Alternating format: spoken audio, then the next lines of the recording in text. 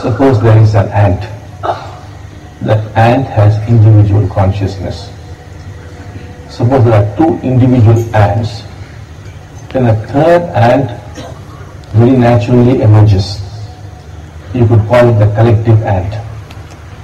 Like if you want to place, let us say, the three pyramids together, three triangles, the fourth triangle automatically emerges. That's the base triangle. Similarly, the moment you have two individual consciousnesses, you have a third one, which you could call the collective ant. If there are 10, then all the 10 put together, there arises a collective ant. This collective ant, its intelligence, its power is far superior to that of the individual ant. And where is this ant?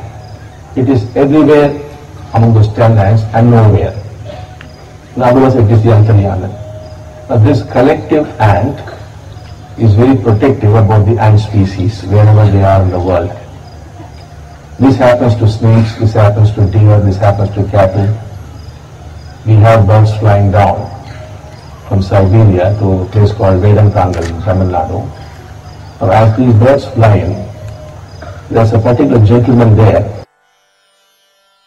who has been authorized by the government to arrest anybody trying to shoot a bird or harass a bird. The government has passed laws. These birds come all the way from Siberia, and the moment somebody comes up with a gun or a stick to beat up a bird, the birds fly 3-4 kilometers away from the place to this man's house and circle it. So this man knows the birds are in danger and he goes there. Now how do the birds know that the government has passed such a law? The collective bird consciousness is fully aware of it.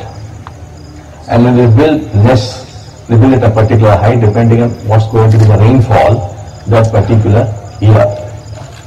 So the farmers watch the height of the nest and accordingly they sow paddy or groundnuts. If the birds are very low, the nests are very low, they go for groundnuts. So the rainfall is going to be less.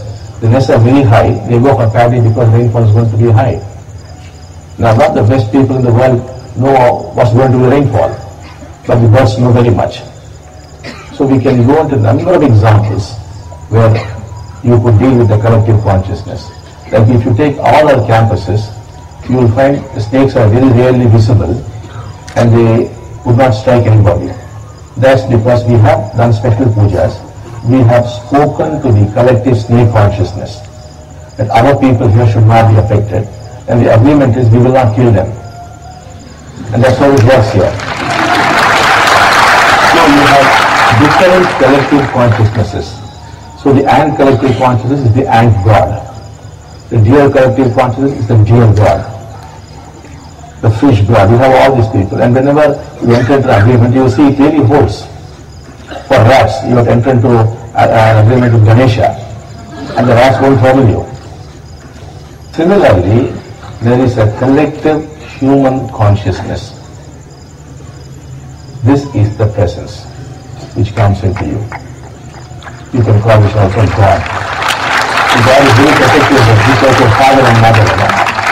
Very, very protective, non-judgmental, very kind, very compassionate, very concerned.